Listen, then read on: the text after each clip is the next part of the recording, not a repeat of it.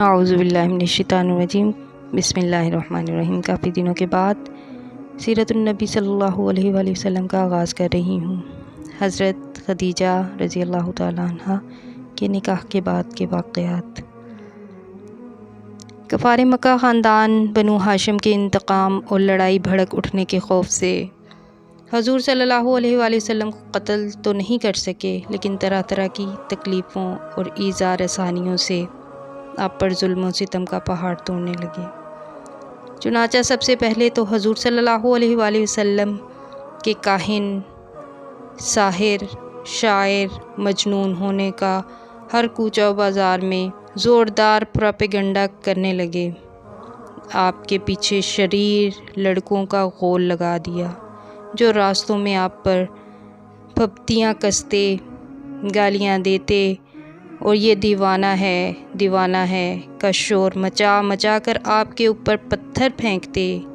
کبھی کفار مکہ آپ کے راستوں میں کانٹے بچھاتے، کبھی آپ کے جسم مبارک پر نجاست ڈال دیتے، کبھی آپ کو دھکا دیتے، کبھی آپ کی مقدس اور نازک گردن میں چادر کا پھندا ڈال کر گلا گھونٹنے کی کوشش کرتے۔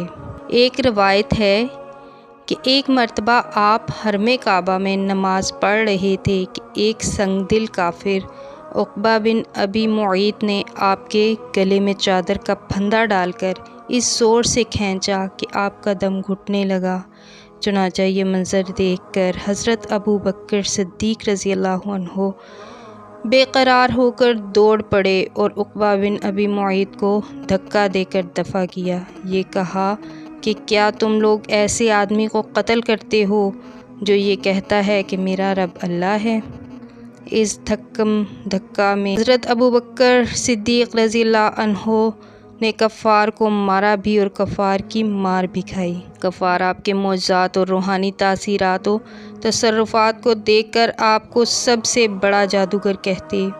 جب حضور صلی اللہ علیہ وآلہ وسلم قرآن شریف کی تلاوت فرماتے تو یہ کفار قرآن اور قرآن کو لانے والے اور قرآن کو نازل فرمانے والے کو آپ کو گالیاں دیتے اور گلی کوچوں میں پہرا بٹھا دیتے کہ قرآن کی آواز کسی کے کان میں نہ پڑنے پائے۔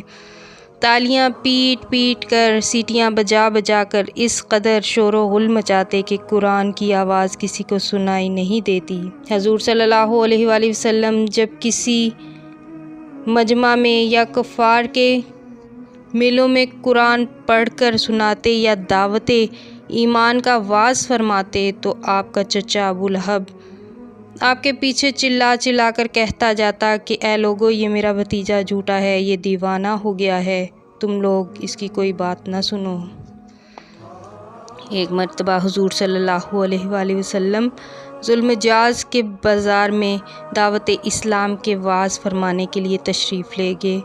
لوگوں کو کلمہ حق کی دعوت دی تو ابو جہل آپ پر دھول اڑاتا جاتا تھا اور کہتا تھا، اے لوگو، اس کے فریب میں مت آنا، یہ چاہتا ہے کہ تم لوگ لات و عزیٰ کی عبادت چھوڑ دو۔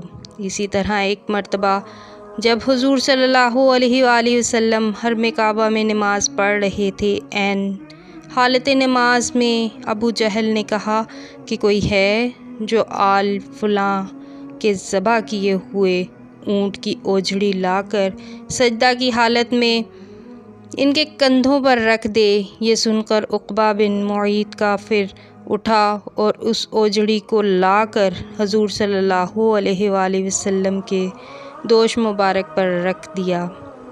حضور صلی اللہ علیہ وآلہ وسلم سجدہ میں تھے۔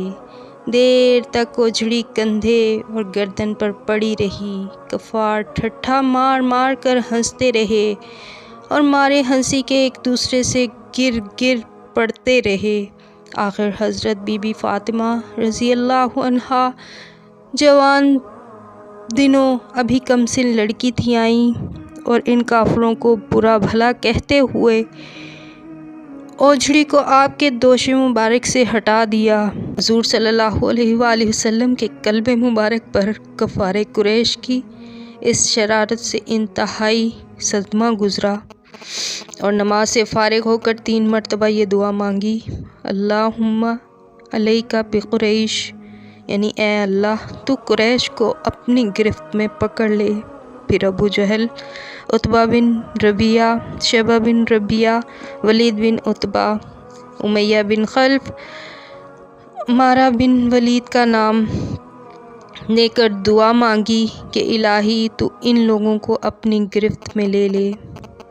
حضرت عبداللہ بن مسعود رضی اللہ عنہ فرماتے ہیں کہ خدا کی قسم میں نے ان سب کافروں کو جنگ بدر کے دن دیکھا کہ ان کی لاشیں زمین پر پڑی ہوئی ہیں، پھر ان سب لاشوں کو نہایت ذلت کے ساتھ گھسیٹ کر بدر کے ایک گڑھے میں ڈال دیا گیا، اور حضور صلی اللہ علیہ وآلہ وسلم نے فرمایا ان گڑھے والوں پر خدا کی لعنت ہے۔